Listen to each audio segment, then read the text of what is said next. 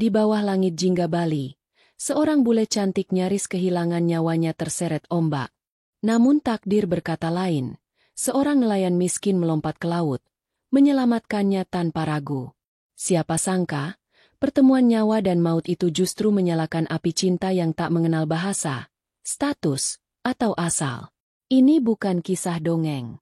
Ini kisah nyata tentang kehilangan, penyembuhan, dan cinta yang ditemukan di tempat paling sederhana, pantai terpencil di ujung pulau. Langit sore di Bali menggantung lembut seperti lukisan Tuhan yang belum selesai. Matahari bergulir pelan ke barat, mewarnai awan-awan dengan semburat jingga yang menyelimuti pantai Kusamba. Di kejauhan, ombak memecah dengan suara gemuruh tenang, menyentuh pasir yang hangat, seolah merangkul setiap luka yang tak terlihat. Angin pantai mengusap dedaunan kelapa yang menari dalam iramanya sendiri, dan aroma garam laut memenuhi udara.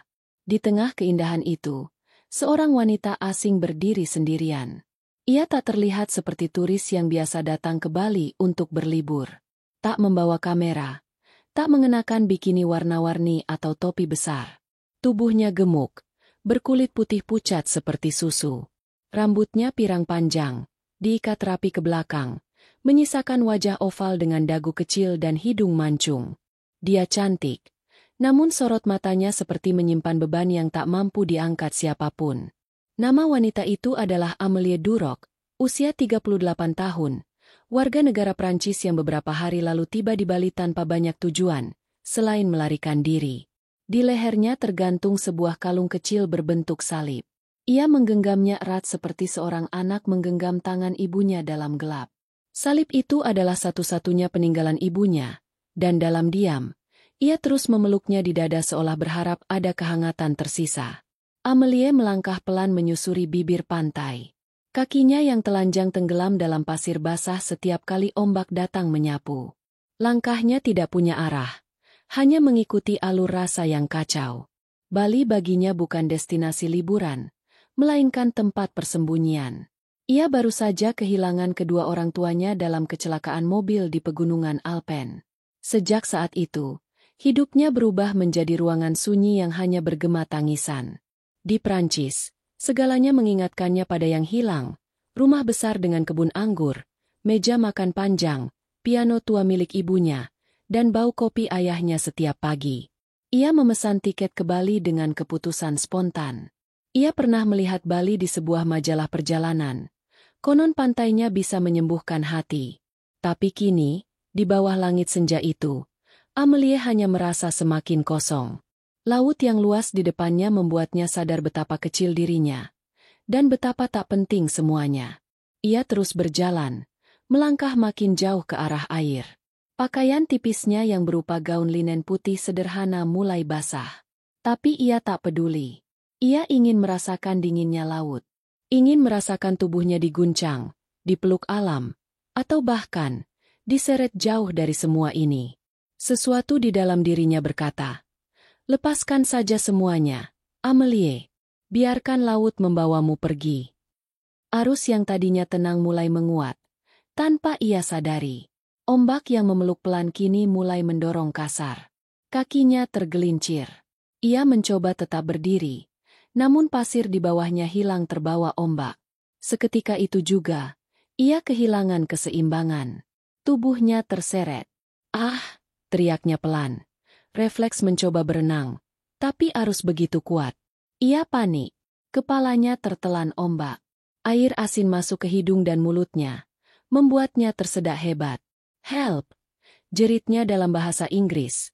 Sekali, dua kali, lalu hilang ditelan bunyi ombak. Tubuhnya menghilang di antara gulungan air. Tangannya terangkat, berusaha mencapai udara, tapi tidak ada siapa-siapa. Pantai itu sunyi. Ia mulai merasa tubuhnya lemas. Matanya kabur. Dalam detik-detik itu, hidupnya melintas cepat. Tawa ibunya, suara ayahnya, aroma roti pagi hari di dapur tua Prancis. Ia merasa dingin. Dan kemudian, gelap. Namun tak jauh dari sana, di sebuah perahu kecil yang terombang-ambing beberapa meter dari garis pantai, seseorang melihat sesuatu yang ganjil. Seorang pria, kurus, kulit legam terbakar matahari, berdiri di atas perahu kecil sambil menggulung jaring ikan. Namanya Made Sudira, nelayan lokal asli Kusamba. Usianya sekitar 40-an, tinggal bersama ibunya yang sakit-sakitan di sebuah rumah kayu kecil di balik deretan pohon kelapa. Hidupnya sederhana, makan dari hasil laut, tidur di tikar bambu, dan setiap hari melaut sejak fajar. Saat melihat sosok tubuh yang tergulung ombak, hatinya langsung melonjak. Tanpa ragu, ia menjatuhkan jaring, melompat ke air, dan berenang cepat. Jangan sampai telat, gumamnya dalam hati. Ia tahu laut ini. Ia tahu kapan arus bisa membawa seseorang hilang selamanya. Tangannya menggapai dalam air. Arus mendorong balik tubuhnya, tapi ia melawan. Ia melihat sosok wanita itu. Rambut pirangnya mengembang, matanya terpejam, tubuhnya tenggelam pelan. Dalam satu tarikan nafas besar, Made menyelam dan meraih lengan wanita itu. Dengan susah payah, ia menarik tubuh Amelie ke atas permukaan dan berenang ke arah pantai. Tubuh wanita itu berat, basah, dan tidak bergerak. Namun Made tak menyerah. Ia membawa Amelie ke pasir dan langsung menindih dadanya dengan teknik sederhana pertolongan pertama yang ia pelajari dari pengalaman. Ia memompa dadanya. "Bangun, bangunlah," gumamnya sambil terus menekan. Beberapa detik hening. Lalu tubuh Amelie bergetar. Air keluar dari mulutnya. Ia batuk keras. Matanya terbuka lebar. Lalu menangis histeris, seperti jiwa yang kembali ke tubuh. Made hanya menatapnya. Napasnya memburu. Ia tak tahu siapa wanita ini. Tapi ia tahu, ia baru saja menyelamatkan nyawa seseorang yang kelak akan mengubah hidupnya sendiri. Malam itu, Made membawa Amelie ke rumahnya. Rumah kecil beratap bambu, berdinding anyaman, tanpa listrik stabil. Ibunya, Niluh, menyambut dengan bingung tapi segera sigap menyiapkan air hangat dan tikar. Mereka menyalakan lilin, memakaikan selimut, dan memberi minum air gula. Amelie hanya diam, tubuhnya menggigil. Tapi dari matanya, terlihat kelelahan dan rasa syukur yang dalam. Ia menatap Made lama, seolah ingin mengatakan sesuatu. Tapi kata-katanya tak keluar. Bukan karena tak bisa bicara, tapi karena tidak tahu harus bicara apa. Made pun tak bertanya apa-apa. Ia tahu wanita itu butuh waktu. Ia hanya duduk di pojok ruangan sambil menatap api kecil dari lilin yang menyala di atas batu. Malam berlanjut dalam keheningan. Namun sesuatu di dalam hati keduanya mulai bergerak. Bukan sekadar rasa lega telah selamat, tapi semacam denting lembut dari takdir yang perlahan mulai menulis kisahnya sendiri. Dan begitulah, di bawah langit Bali yang masih menggantung sisa cahaya senja, dua jiwa yang sama-sama patah bertemu. Satu datang dari tempat jauh, membawa luka yang tak terlihat. Satu lagi hidup dalam kesunyian, namun dengan hati yang hangat dan tangan yang siap menolong. Mereka belum tahu nama masing-masing. Tapi dunia sudah tahu, kisah mereka telah dimulai. Amelie terbangun di antara bau asin laut dan aroma kayu basah. Pandangannya masih kabur, namun suara ayam jantan dari kejauhan, denting sendok dari dapur kecil, dan semilir angin yang menyusup melalui celah-celah dinding bambu membuatnya sadar, ini bukan tempat biasa. Ini bukan hotel. Bukan pula villa mewah yang mungkin disangka orang Prancis kaya sepertinya akan pilih. Ia menatap ke atas. Atap anyaman bambu menggantung rendah. Di sudut ruangan, sebuah lampu minyak tergantung, menyisakan nyala kecil yang hampir padam. Langit-langit itu bukan langit-langit tempat ia dibesarkan. Tak ada lampu kristal. Tak ada langit-langit tinggi yang bergema jika ia berteriak. Tapi anehnya, tempat ini terasa hangat. Seperti dipeluk oleh bumi. Tubuhnya masih lemas. Gaun putih tipisnya telah diganti dengan kain selendang lokal yang ringan dan bersih. Di sisinya, sebuah baskom kecil berisi air dan handuk basah. Jantungnya berdetak lebih pelan, dan untuk pertama kalinya sejak kematian orang tuanya, Amelie merasa dirinya masih hidup. Benar-benar hidup. Pintu kayu kecil berderi terbuka. Seorang pria masuk dengan langkah hati-hati, membawa mangkuk tanah liat berisi bubur yang mengepul pelan. Wajahnya legam, rambutnya ikal dan kering oleh matahari, tubuhnya kurus tapi kokoh. Dialah pria yang menyelamatkannya dari laut. Made. Amelie dan Made saling menatap. Tak ada kata. Hanya detik panjang yang bergetar di udara. "Good morning. Are you okay?" tanya Made, pelan, dengan logat Bali yang kental. Amelie hanya mengangguk pelan. Ia mencoba tersenyum, tapi bibirnya gemetar. Ia ingin bicara, ingin mengucapkan, "Thank you."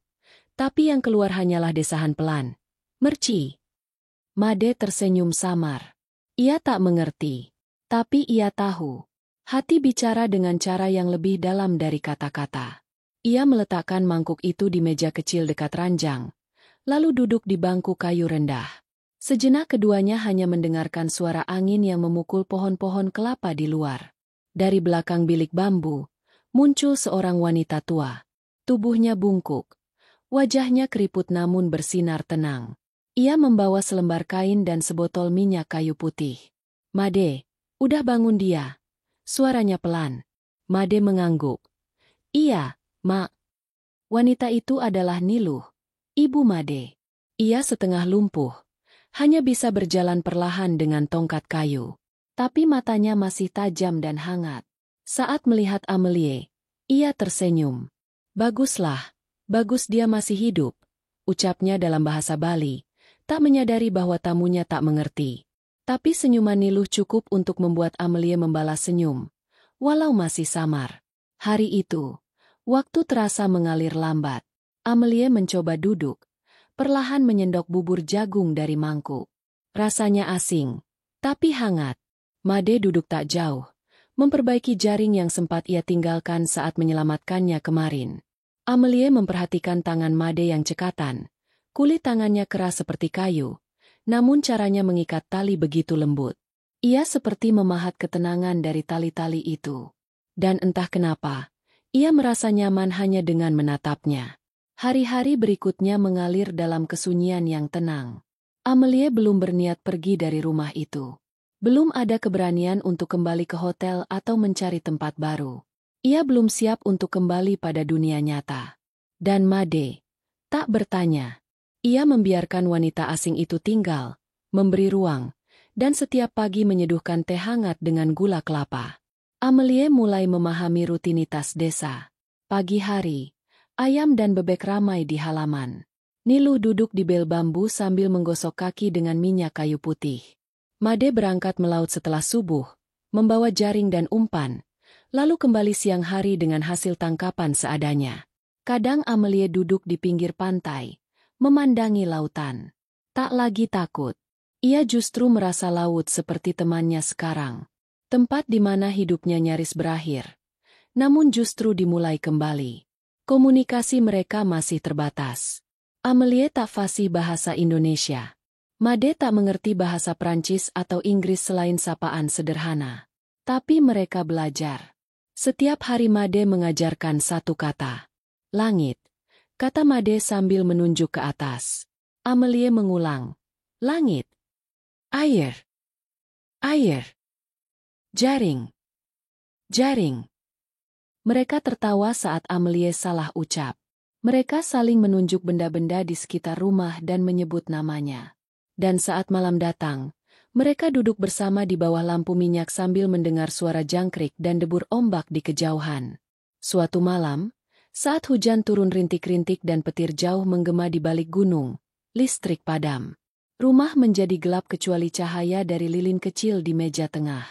Made duduk memperbaiki jaring yang robek. Amelie duduk di tikar, memeluk lutut. Rambut pirangnya tergerai, mata menatap api lilin. Tiba-tiba ia menunjuk ke dadanya, lalu berkata dengan suara serak, "You, save me." Made menoleh. Amelie menatapnya lama, lalu berkata pelan, "You saved me, not only in the water, but here." Ia menunjuk ke dadanya lagi. "Here." Made tak menjawab, tapi pandangannya berubah. Mata itu bukan mata nelayan. Mata itu adalah mata seseorang yang mengerti kehilangan. Dan cinta yang belum pernah ia beri nama. Amelie menangis pelan malam itu. Bukan karena sedih. Tapi karena ia merasa ada tempat untuk luka-lukanya. Di rumah kecil itu, di balik dinding bambu, bersama orang-orang yang tak mengerti bahasanya, tapi memahami jiwanya. Beberapa hari kemudian, sesuatu yang mengubah segalanya terjadi. Made pulang dari laut dan masuk ke rumah dengan kantong kecil di tangannya. Ia duduk di depan Amelie dan membuka kantong itu. Di dalamnya, sebuah kalung kayu kecil berbentuk perahu, halus, tua, tapi penuh makna. "Ini, dari bapak saya," katanya dalam bahasa Indonesia. Amelie hanya menatap benda itu. Ia tak mengerti ucapan Made, tapi saat Made menggantungkan kalung itu ke lehernya, dengan tangan gemetar, ia tahu, ini penting. Ini bukan sekadar hadiah. Ini warisan hati. Mata Amelie berkaca-kaca. Ia menggenggam kalung itu. Di dalam perahu itu, ia merasa ada laut, ada rumah, dan ada jiwa yang telah menyelamatkannya. Bukan hanya dari maut, tapi dari hidup yang tak lagi punya arah. Dan malam itu, untuk pertama kalinya sejak tiba di Bali, Amelie berdoa. Bukan dengan kata-kata, tapi dengan hatinya. Ia memejamkan mata, menggenggam kalung di dada, dan membiarkan air matanya jatuh, tanpa rasa malu. Di luar, ombak masih datang dan pergi. Tapi dalam rumah anyaman kecil itu, hati dua orang manusia dari dunia berbeda mulai berbicara dengan bahasa yang paling kuno. Cinta yang tumbuh tanpa pamrih, tanpa suara, hanya tatapan, tindakan, dan kehangatan. Dan mungkin, untuk pertama kalinya, Tuhan tersenyum melihat dua jiwa yang saling menyembuhkan, tanpa perlu memahami bahasa masing-masing. Hujan datang pelan-pelan malam itu, seperti rindu yang turun tanpa aba-aba. Butirnya jatuh dari langit yang kelabu, menimpa atap rumah bambu yang sudah lama tak diperbaiki. Tetesan air masuk dari sela anyaman, menimpa tanah, tikar, dan kaki Amelie yang sedang duduk memandangi jaring ikan di pangkuan Made. "Atap ini bocor, ya," gumamnya, dalam bahasa Indonesia yang masih patah-patah. Made menoleh, lalu tersenyum kecil. Ia mengangguk. "Sudah lama tidak ganti." Amelie mendongak. Tetes air turun tepat di samping tempat mereka duduk. Made bangkit, mengambil ember, lalu meletakkannya di bawah bocoran. Denting air jatuh ke dalam ember menjadi latar suara ruangan yang sunyi. Seperti detak jam, tapi lebih hidup. Dan dari sana, detak hati mereka ikut berdetak, selaras, pelan-pelan mendekat. Hari-hari Amelie kini tak lagi penuh tangisan. Setiap pagi ia bangun sebelum matahari terbit. Ia menyapu halaman, menyiapkan air panas untuk Niluh, bahkan mulai mencoba membuat kopi Bali dengan cara tradisional. Walau masih terlalu pahit di lidahnya, Made mengajarinya menyaring bubuk kopi dengan kain saringan tua. Tangannya menggenggam tangan Amelie ketika ia menjelaskan tekniknya. Sentuhan singkat itu membuat dada Amelie bergemuruh, seperti ombak kecil yang menyentuh karang. Pagi mereka dipenuhi kebiasaan-kebiasaan kecil yang membangun keintiman tanpa sadar. Mereka tak butuh kata, "Aku suka kamu," atau "Aku rindu." Sebab semuanya tampak dalam caranya Made membuatkan nasi jagung hangat tanpa diminta, atau caranya Amelie membetulkan daster Niluh yang robek dengan jahitan tangannya sendiri. Pada siang hari, Made mengajak Amelie ke pantai. Ia mengenalkannya pada dunia yang ia cintai, laut, pasir, jaring ikan, dan langit. Ia mengajarinya menebar jaring. Awalnya, Amelie kikuk. Jaringnya jatuh, terbentur batu, bahkan kadang tersangkut di kaki sendiri. Tapi ia tertawa. Tawa lepas yang sudah lama tak terdengar dari bibirnya. Made ikut tertawa. Tawa mereka menyatu dengan debur ombak dan angin laut yang berembus harum. Dalam tawa itu, mereka menyembuhkan sesuatu. Masing-masing tak sadar bahwa luka yang dulu menganga, perlahan mengering.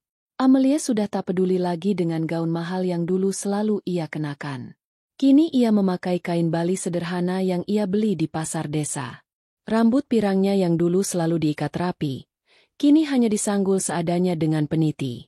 Tubuh gemuknya yang dulu ia sembunyikan di balik pakaian mahal, kini ia biarkan terlihat, terbakar matahari, berlumur pasir dan lumpur, tapi justru di sanalah ia merasa paling hidup. Sore itu, saat mereka kembali dari laut, hujan deras turun tiba-tiba. Mereka berlari ke rumah kecil yang hanya beberapa ratus meter dari pantai.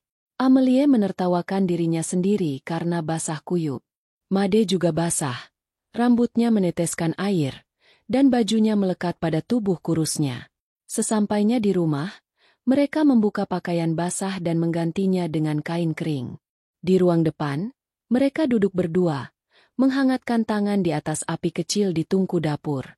Niluh memperhatikan mereka dari bilik kamar. Ia tersenyum. Matanya sudah lama melihat, bahkan sebelum keduanya sadar bahwa ada benih cinta yang tumbuh di sana. Aneh ya? Gumam Amelie tiba-tiba dalam bahasa Indonesia. Dulu aku takut hujan. Sekarang aku suka. Made menoleh. Alisnya terangkat. Kenapa takut? Amelie menatap nyala api. Waktu kecil, setiap hujan deras, rumah kami banjir. Aku takut suara petir. Aku sembunyi di bawah meja. Made tertawa pelan. Kalau saya suka hujan, tapi atap rumah ini tidak suka. Keduanya tertawa bersama. Denting tawa itu, untuk orang luar mungkin biasa. Tapi untuk mereka berdua, itu adalah pengakuan pertama bahwa dunia kecil ini adalah dunia yang mereka ciptakan bersama. Malam itu, listrik padam lagi. Lilin dinyalakan. Made duduk di bel bambu sambil menulis sesuatu di atas daun lontar. Ia sedang mencatat waktu air pasang, arah angin, dan kemungkinan musim ikan. Amelie mendekat. Ia duduk di sebelah Made, lalu bersandar sedikit. Apa itu? Made menoleh. Catatan laut. Laut. Amelie mengulang. Made mengangguk. Ia menunjuk huruf-huruf Bali yang ia ukir dengan pisau kecil di daun lontar. Ini, tanggal, ini, angin. Amelie mengangguk perlahan. Ia lalu mengeluarkan buku catatan kecil dari tas kainnya. Buku itu sudah lusuh. Halaman pertama masih berisi tulisan dalam bahasa Prancis.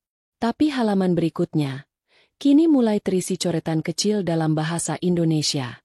Kata-kata seperti langit, jaring, terima kasih, dan air mata. Made melihat buku itu. Ia terdiam. Amelie membuka satu halaman kosong, lalu menulis sesuatu dengan spidol hitam. Di rumah bambu ini, aku belajar menjadi manusia kembali. Ia menuliskannya pelan, lalu menunjukkannya ke Made. Made membaca. Ia tidak mengerti semuanya. Tapi satu kata ia tahu. Lelaki itu menatap Amelie lama. Kemudian, dengan gerakan pelan, ia menarik kalung perahu dari leher Amelie.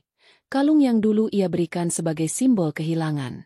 Ia menggenggamnya, lalu menggantungkannya lagi ke leher Amelie.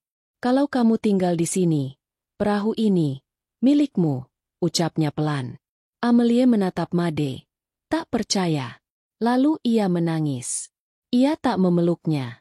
Ia hanya menggenggam tangannya. Kuat. Dunia di luar sana tak tahu.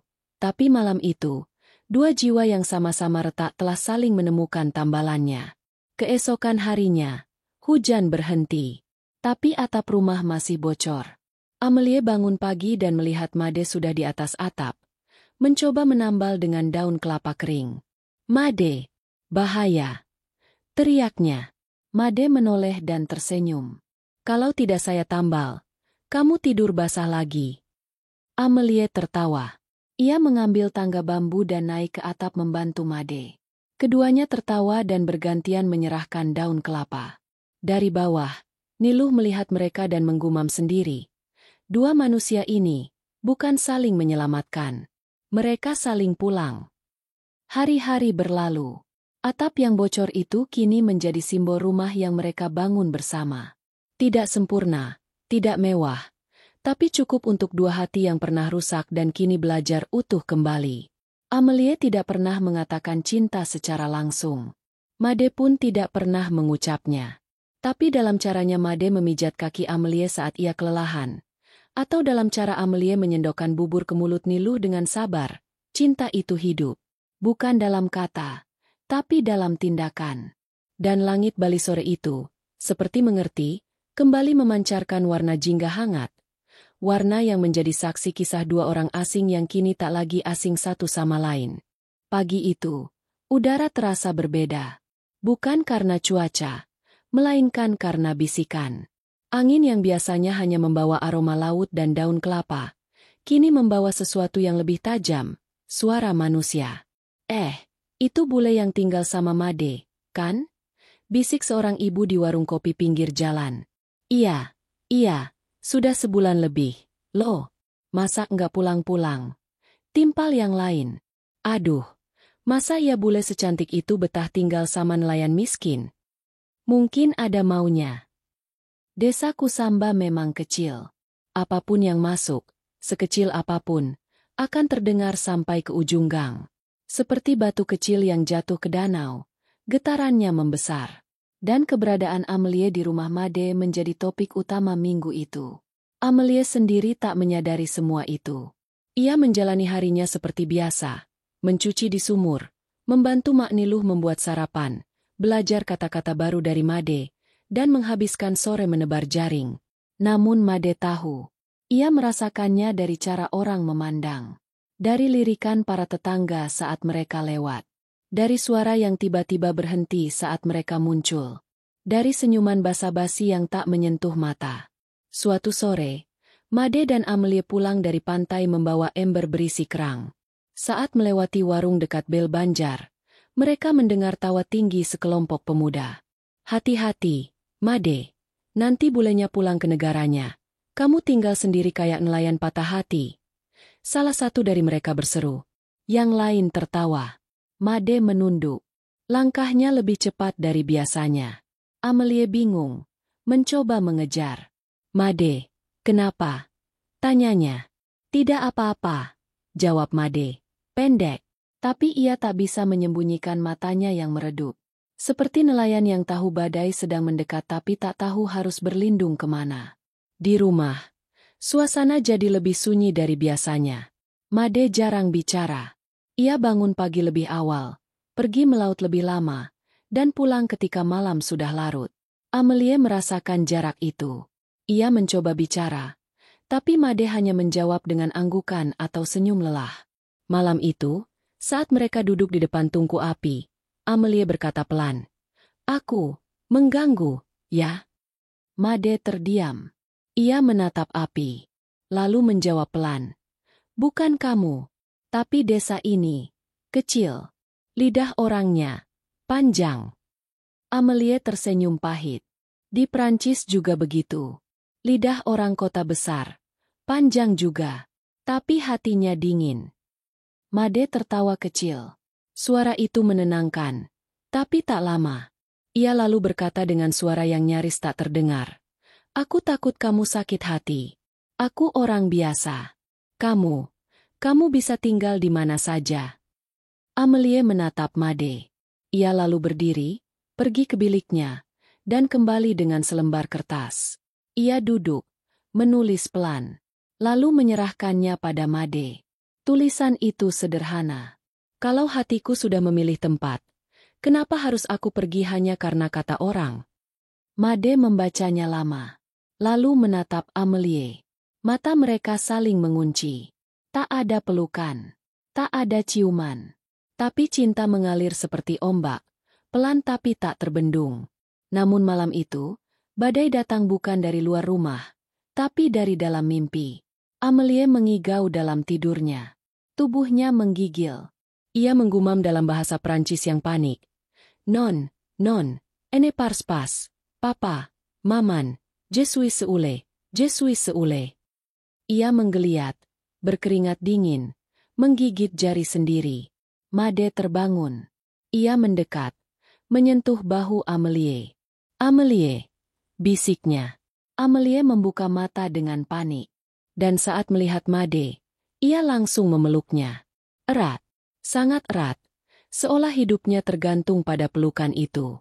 Dalam pelukan itu, ia berbisik pelan, patah-patah. "Jai pour de perdre en core." Made tak mengerti kata-katanya. Tapi ia tahu satu hal. Wanita ini menyimpan luka lebih dalam dari yang pernah ia bayangkan. Ia membalas pelukan itu. Pelan tapi pasti. "Aku di sini. Aku gak kemana-mana," bisiknya. Mereka duduk diam dalam pelukan itu cukup lama. Sampai fajar menyingsing dan ayam berkokok dari kejauhan. Keesokan harinya, Amelie memutuskan melakukan sesuatu yang belum pernah ia lakukan di desa ini. Dengan bantuan aplikasi penerjemah di ponselnya, ia menulis surat dalam bahasa Indonesia. Surat itu disimpan dalam amplop coklat. Lalu ia serahkan pada Made untuk diberikan ke kepala dusun. Isinya singkat, tapi jujur. Saya datang ke desa ini bukan untuk merusak. Saya hanya ingin sembuh. Saya kehilangan segalanya. Tapi di rumah kecil itu, saya merasa hidup kembali. Saya minta maaf jika kehadiran saya mengganggu. Saya hanya manusia, sama seperti kalian. Dan saya berterima kasih karena sudah membiarkan saya ada di sini. Surat itu dibacakan oleh kepala dusun saat rapat warga malam harinya. Beberapa warga terdiam. Seorang ibu bahkan menitikkan air mata. Tak pernah mereka bayangkan bahwa wanita asing bertubuh besar itu ternyata memikul kesedihan yang lebih berat dari yang mereka bicarakan selama ini. Hari-hari berikutnya berubah perlahan. Ibu-ibu di warung mulai menyapa dengan senyum. Anak-anak kecil mulai berani bermain di halaman rumah Made. Bahkan pemuda-pemuda yang dulu mengejek mulai sekadar melambaikan tangan saat bertemu. Amelie mulai merasa diterima. Tapi di balik semua itu, satu pertanyaan masih menggantung di pikirannya. Berapa lama aku bisa tinggal di sini? Mentari pagi naik malu-malu dari balik perbukitan.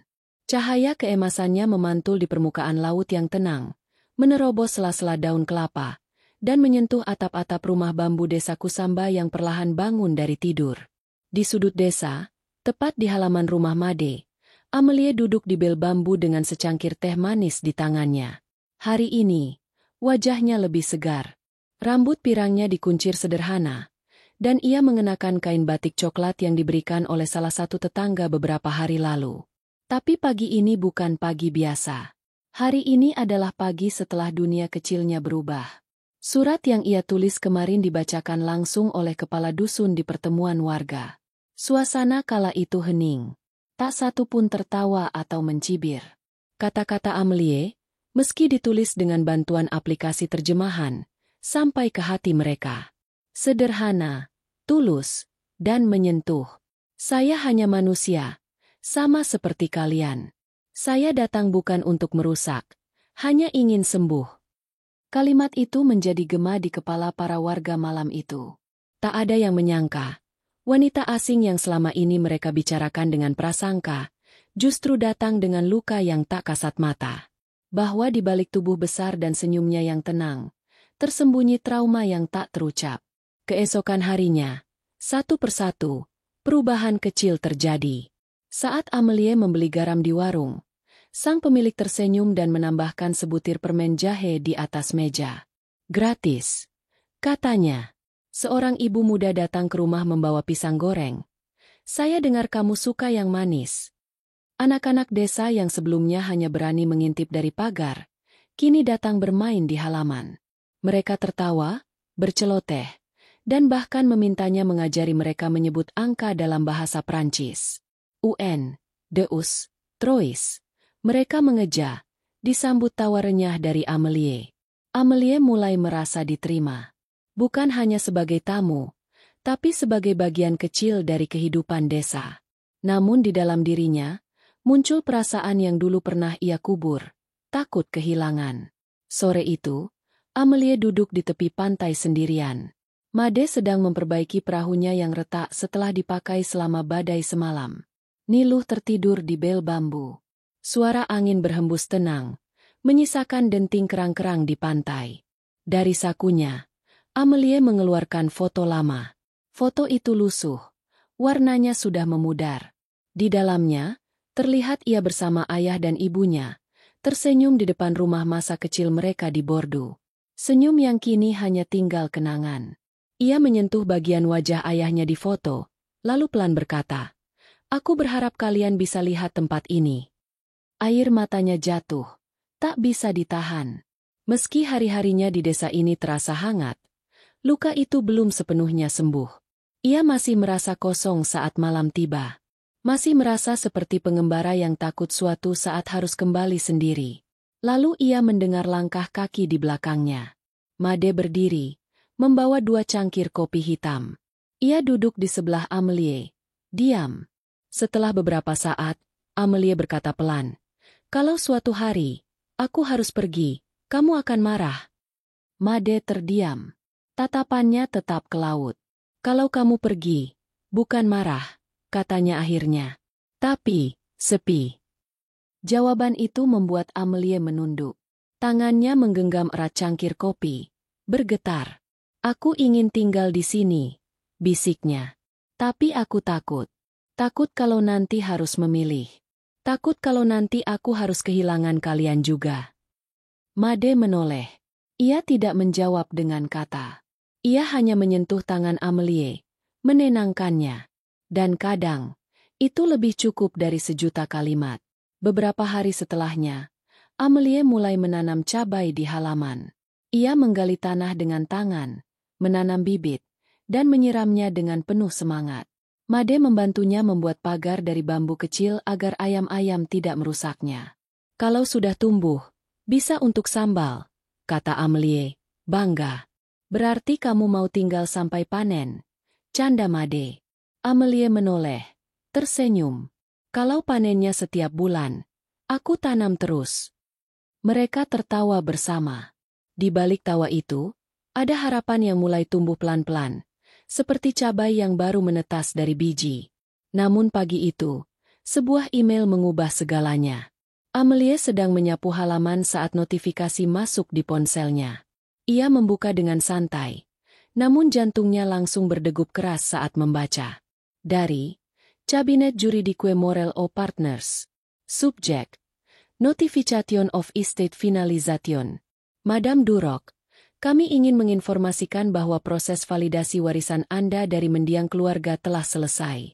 Kami memerlukan kehadiran Anda di Paris dalam 14 hari ke depan untuk penandatanganan dokumen final, termasuk pelepasan properti, aset, dan hak hukum atas seluruh bagian harta warisan keluarga. Amelie terduduk. Layar ponsel bergetar pelan di tangannya. Dunia yang selama ini ia tinggalkan kini kembali menagihnya.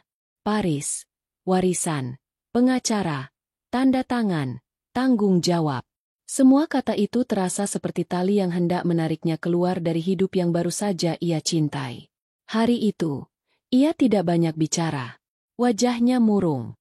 Ia hanya menyiram tanaman tanpa fokus, mengelap jendela yang sudah bersih, dan duduk menatap laut lebih lama dari biasanya. Made tahu, ada sesuatu yang tidak beres. Tapi ia tidak bertanya. Ia tahu, kalau waktunya tepat, Amelie akan bercerita. Dan malam itu, saat langit mulai gelap dan suara ombak menjadi satu-satunya yang terdengar, Amelie akhirnya berbicara. "Aku harus ke Paris." Made menoleh. Wajahnya berubah tegang. "Warisan orang tuaku. Aku harus tanda tangan. Harus mengurus semuanya." Made tidak menjawab.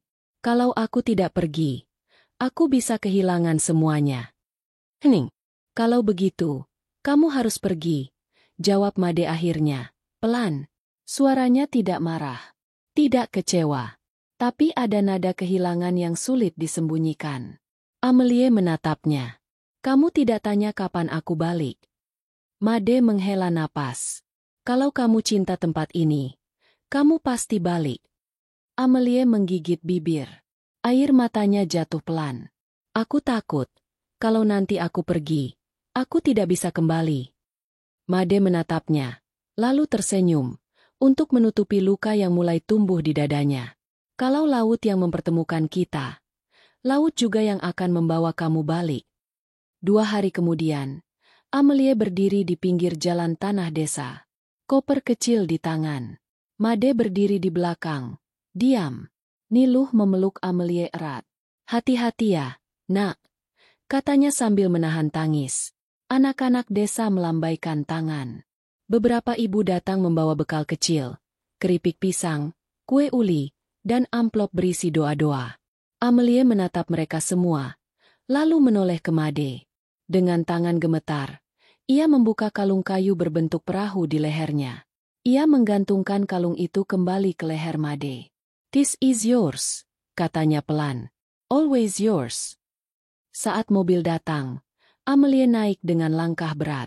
Dari balik jendela, matanya tak lepas dari wajah Made yang tetap berdiri diam. Ia menatap sampai mobil itu menghilang di tikungan. Dan ketika itu terjadi, Made menunduk. Dunia terasa hampa. Seperti laut tanpa ombak. Sejak mobil jemputan itu menghilang di tikungan tanah desa, hidup Made berubah. Bukan karena ada yang salah dengan laut, jaringnya, atau perahunya. Semuanya masih seperti biasa. Tapi langit tak lagi seindah dulu. Ombak terasa hampa. Dan pagi kehilangan suaranya. Rumah bambu itu sunyi. Tak ada lagi suara langkah kaki ringan di lantai kayu. Tak ada lagi suara tawa kecil saat cabai tumbuh lebih tinggi dari yang diperkirakan. Tak ada aroma sabun khas dari handuk Amelie yang tergantung di sudut. Semuanya lenyap. Dan menyisakan ruang kosong yang terlalu besar untuk diisi oleh siapapun. Made tetap bekerja seperti biasa. Ia bangun subuh, memancing, menjemur ikan, menyuapi ibunya yang semakin tua. Tapi semua ia lakukan dalam diam. Dalam 1 bulan pertama setelah kepergian Amelie, ia tak pernah menyebutkan namanya sekalipun. Seolah jika ia bicara tentangnya, rasa rindu akan terlalu berat untuk ditanggung. Setiap pagi, sebelum ke laut, Made berdiri sebentar di tepi pantai. Ia menatap ombak, seolah mencari sesuatu.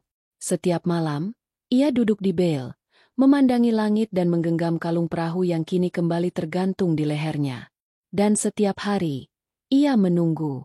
Sementara itu, ribuan kilometer jauhnya, di jantung kota Paris, Amelie berdiri di tengah ruang kantor pengacara yang penuh marmer dan lemari arsip.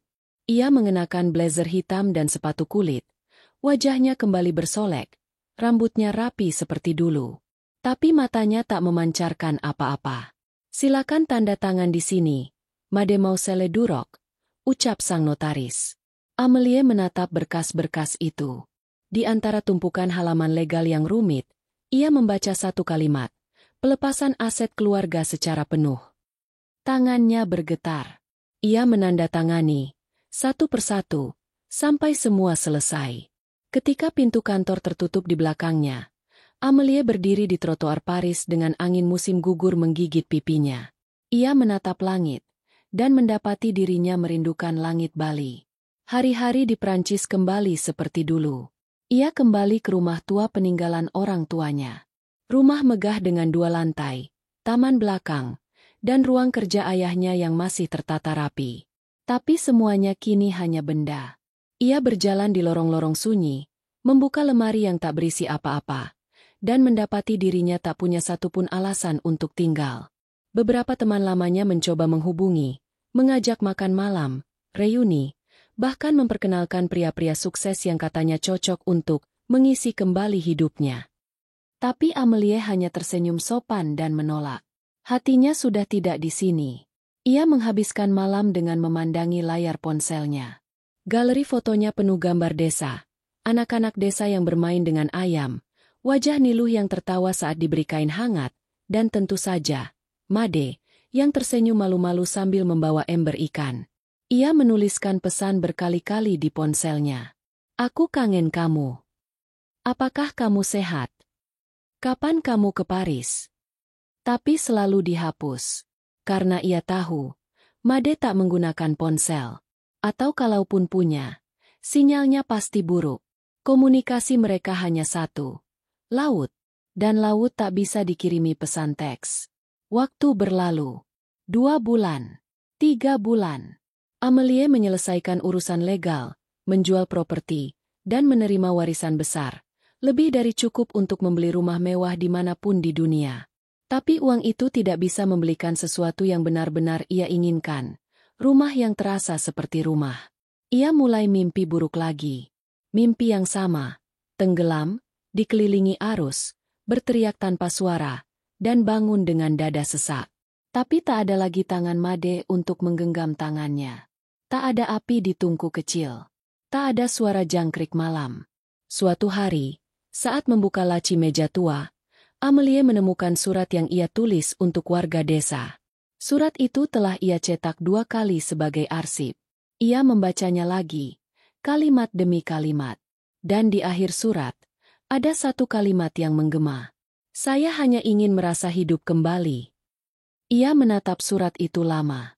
Kemudian berdiri, mengambil koper kecil, dan mulai berkemas. Di Bali, hujan turun sejak pagi. Langit mendung, udara dingin.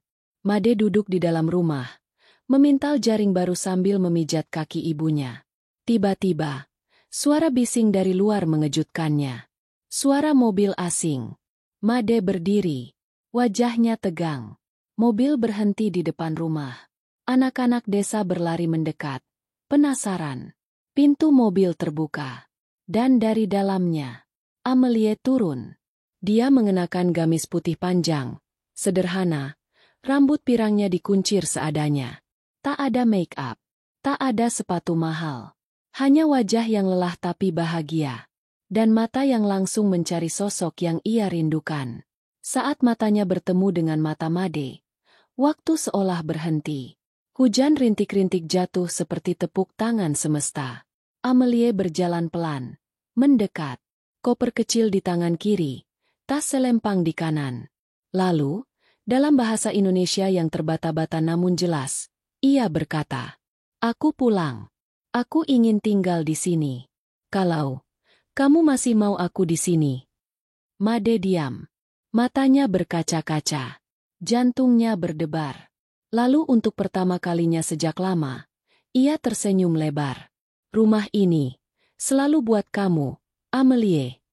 Beberapa hari kemudian, Amelie menunjukkan dua hal pada Made dan Niluh. Pertama, sertifikat tanah dan rumah kecil yang ia beli di desa, tak jauh dari rumah Made. Rumah itu ia niatkan sebagai hadiah untuk keluarga kecil yang menyelamatkan hidupnya. Kedua, surat pindah kewarganegaraan. "Izinkan aku jadi orang sini," katanya pelan. "Karena hati aku sudah lama di sini." Niluh menangis. Made hanya menatap Amelie, lalu memeluknya, erat. Tidak seperti pelukan pertama yang penuh luka. Tapi pelukan ini adalah pelukan pulang. Malam itu, Amelie menatap langit dari bel depan rumah. Made duduk di sebelahnya, menggenggam tangannya. "Aku takut mimpi semua ini," katanya. Made menoleh. "Kalau ini mimpi, jangan bangun dulu."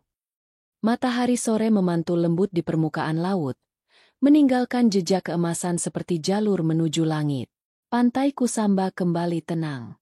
Angin dari selatan membelai kulit dan menyampaikan kehadiran musim baru, musim yang lebih hangat, lebih bersahabat, seolah menyambut kepulangan seseorang yang lama dinanti. Sudah 2 minggu sejak Amelie kembali ke desa. 2 minggu yang terasa seperti mimpi panjang bagi Made dan Niluh. Tapi tak satu pun dari mereka ingin terbangun.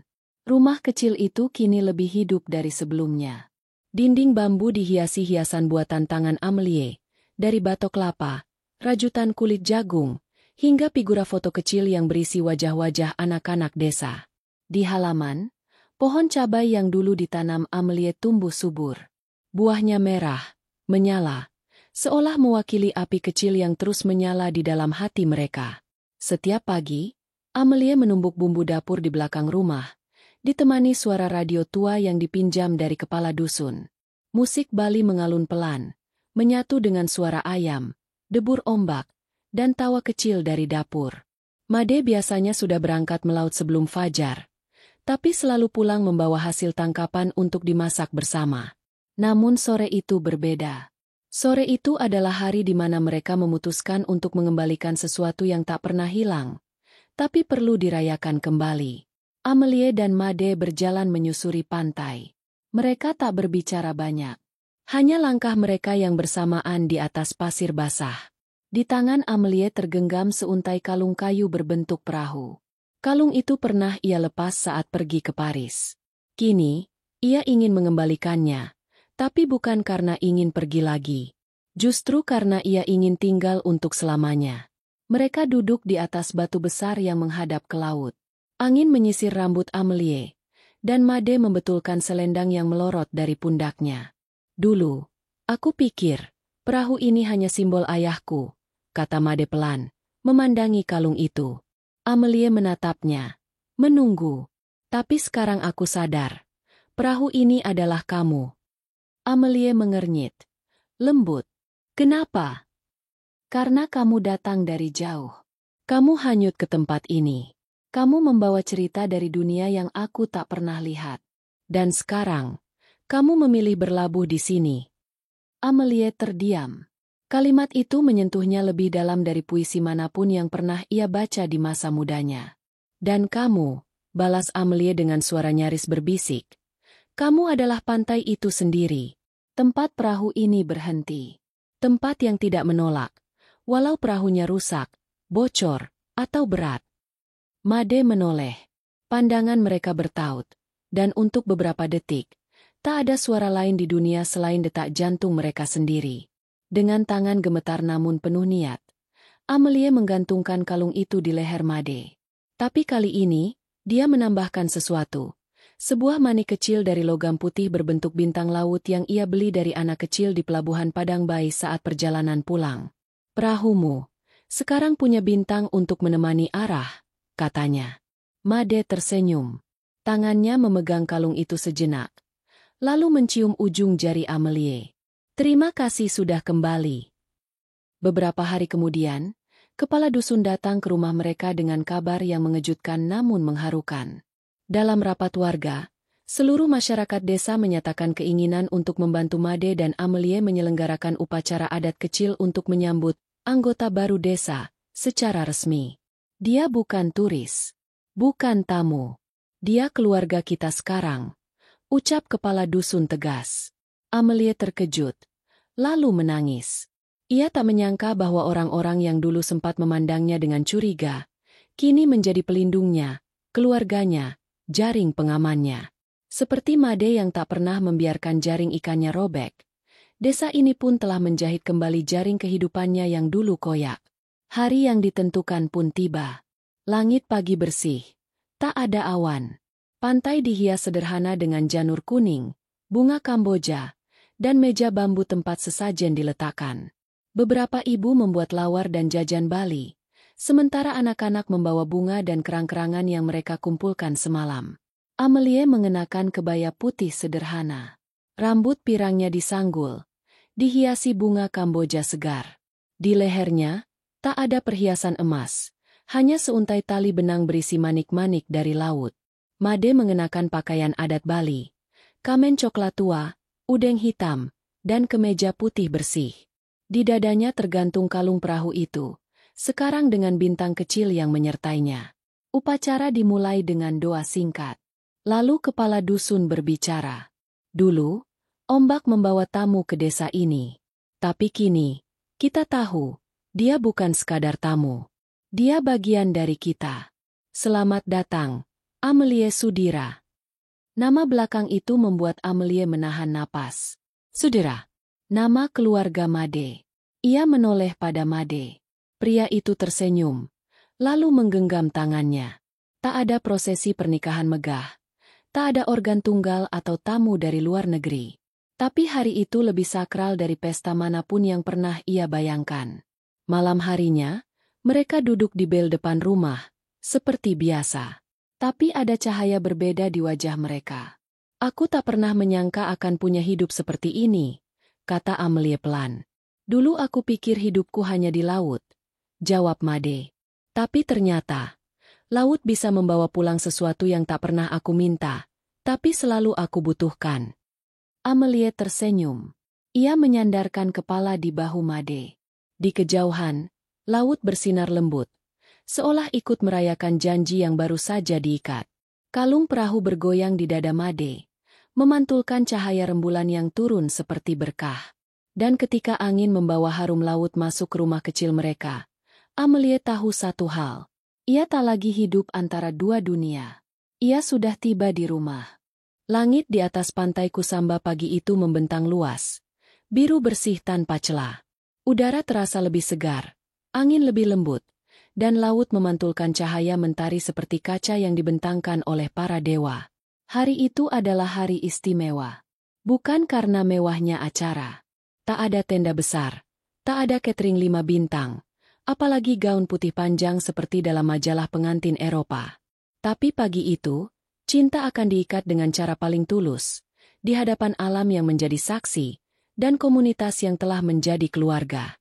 Amelie dan Made akan menikah.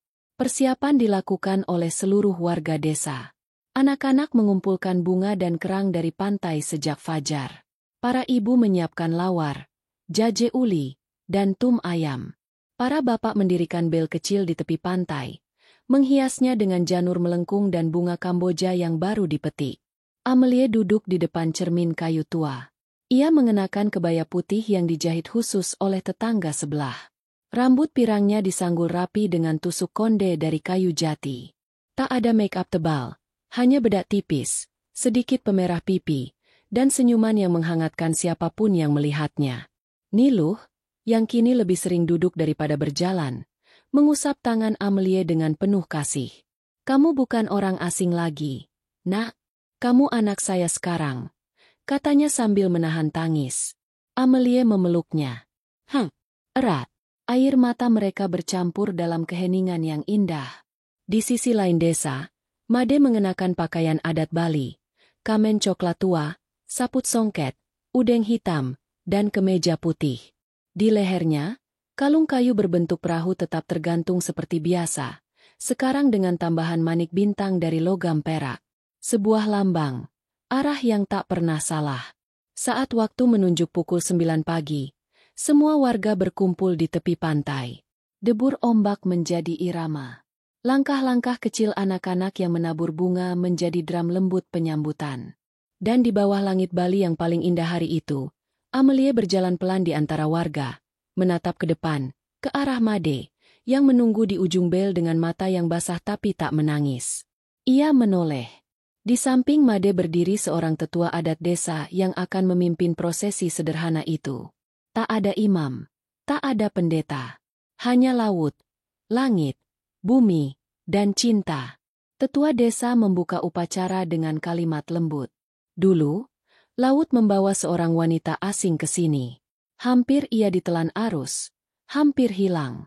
Tapi hari itu, Tuhan menyelamatkan 2 nyawa, bukan 1. Karena nelayan yang menyelamatkan tubuhnya, sebenarnya sedang diselamatkan jiwanya. Suara debur ombak menyambung kata-kata itu. Semua mata berkaca-kaca. Tetua kemudian melanjutkan. "Apakah kamu, Made Sudira, bersedia menjadikan wanita ini sebagai istrimu, bukan hanya di bawah atap rumah, tapi dalam seluruh musim kehidupanmu?" Made menatap Amelie. Ia mengangguk. "Saya bersedia." "Apakah kamu, Amelie Durok, bersedia menjadikan pria ini sebagai suamimu, bukan hanya di saat senang, tapi juga dalam gelombang yang datang dan pergi?" Amelie tersenyum. Air matanya jatuh. "Saya bersedia." "Kalau begitu, hari ini kami saksikan 2 jiwa yang berbeda benua, kini satu atap di bawah langit Bali." Tepuk tangan kecil meledak. Anak-anak berlari. Beberapa orang menangis bahagia. Acara dilanjutkan dengan makan bersama. Makanan disajikan di atas daun pisang panjang. Semua duduk bersila. Tak ada tamu kehormatan, karena semua adalah keluarga. Amelie tidak duduk diam sebagai pengantin wanita.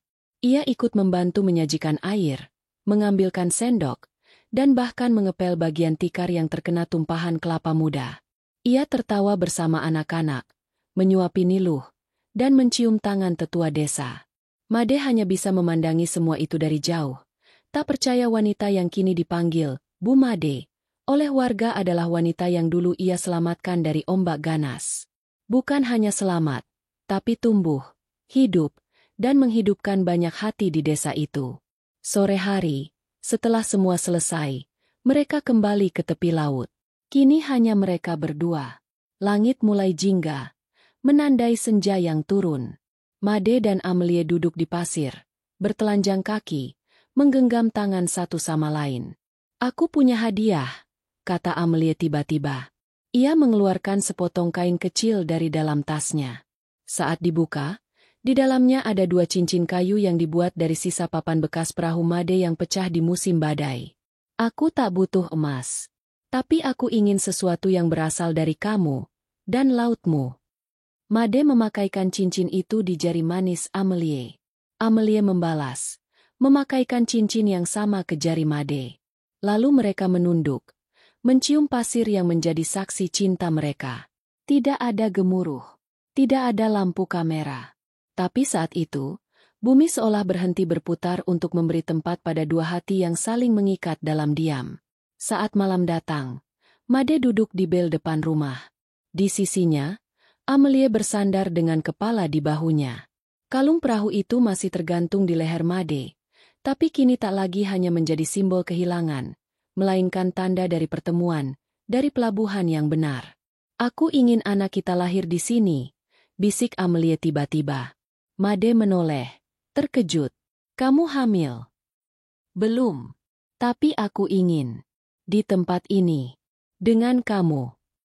Made tertawa kecil. Lalu mencium ubun-ubun Amelie. Kalau begitu, kita akan bangun rumah yang kuat. Atap yang tidak bocor. Dan dapur yang cukup untuk 3 orang. Mereka tertawa bersama. Tawa yang tulus. Tawa dari dua hati yang telah menemukan tempatnya. Bukan di istana, bukan di gedung tinggi, tapi di sebuah rumah bambu di tepi laut Bali. Dan ketika malam itu rembulan muncul perlahan dari balik awan, menyinari pantai, pohon kelapa, dan rumah kecil itu, Made dan Amelie tahu. Laut ini dulu hampir memisahkan mereka. Tapi kini, laut yang sama telah menjadi saksi janji terakhir. Cinta yang akan mereka jaga seumur hidup. Mereka tak berpelukan lama. Tak perlu. Karena cinta sejati tidak diukur dari panjang pelukan atau mahalnya cincin. Cinta sejati diukur dari keberanian untuk memilih. Dan bertahan. Di bawah langit Bali. Di antara pasir, jaring, dan gelombang. Cinta itu kini menetap. Dan mereka tahu. Mereka sudah sampai di rumah.